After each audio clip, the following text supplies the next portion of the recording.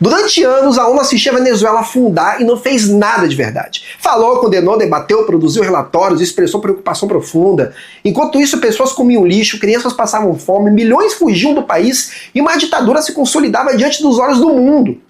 Quando olhamos para trás, a pergunta não é se a ONU sabia o que estava acontecendo. Ela sabia. A pergunta é por que ela nunca agiu? Bom, meu nome é Queiroz, do Instituto Zarael. E hoje eu quero fazer uma reflexão dura, mas necessária, sobre a falência prática da ONU diante da ditadura venezuelana.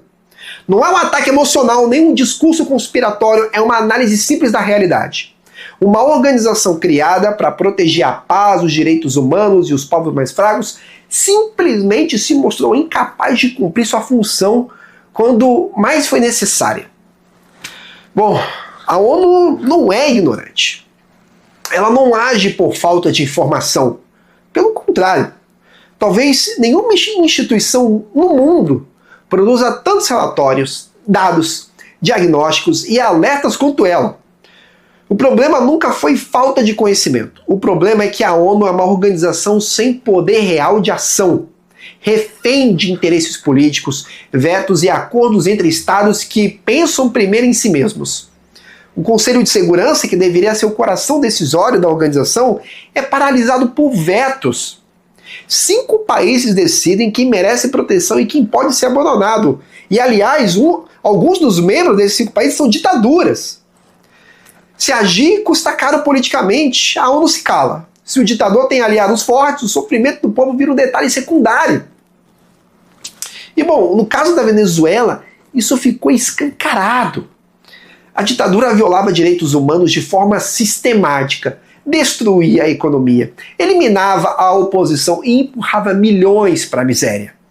E a ONU respondeu com o que ela sabe fazer melhor: palavras corretas, educadas, juridicamente bem formuladas e completamente inofensivas para quem está no poder. Essa é a grande hipocrisia do sistema: condenar o mal sem jamais enfrentá-lo.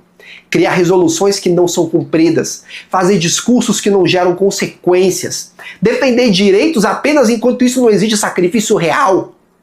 A ONU se especializou em parecer moralmente superior, enquanto permanece politicamente impotente.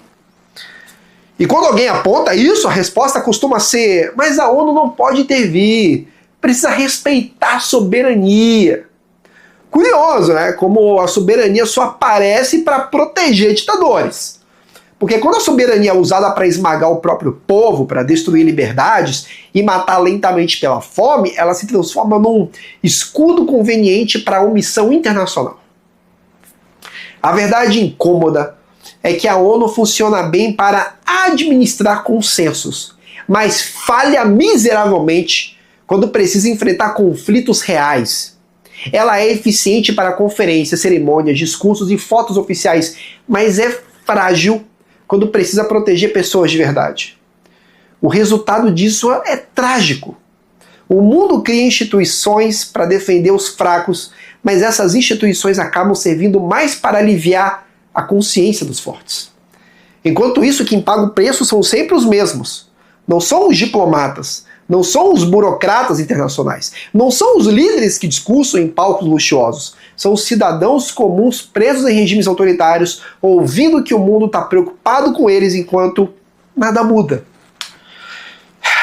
Essa falência da ONU não é apenas técnica, é moral. Porque quando uma instituição se apresenta como guardiã dos direitos humanos e falha repetidamente em defendê-los, ela perde credibilidade. Pior, ela ajuda a normalizar o mal, transforma a barbárie em algo administrável, discutível, negociável. E é exatamente esse vazio que acaba sendo ocupado por ações unilaterais, intervenções externas e decisões fora do sistema. Não porque isso seja o ideal, mas porque o sistema simplesmente não funciona. Quando a ONU falha, o mundo não entra em harmonia, ele entra em desordem. Isso não significa defender o fim da ONU, nem negar a importância da diplomacia. Significa reconhecer que uma organização incapaz de agir diante do mal concreto precisa ser profundamente reformada. Ou ela continuará sendo apenas um palco de discursos bonitos e resultados nulos. A Venezuela é apenas um exemplo doloroso de como o direito internacional, sem força, sem coragem e sem responsabilidade real, se transforma em retórica vazia. E quando as instituições falham, a história segue seu curso, com ou sem permissão. A pergunta que fica não é se a ONU falou o suficiente. Ela falou demais. A pergunta é quantas vidas custaram esse silêncio disfarçado de diplomacia?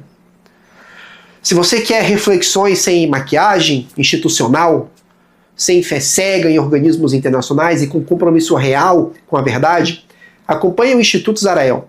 Aqui a gente não se contenta com o discurso, a gente pergunta quem realmente age quando o povo sofre.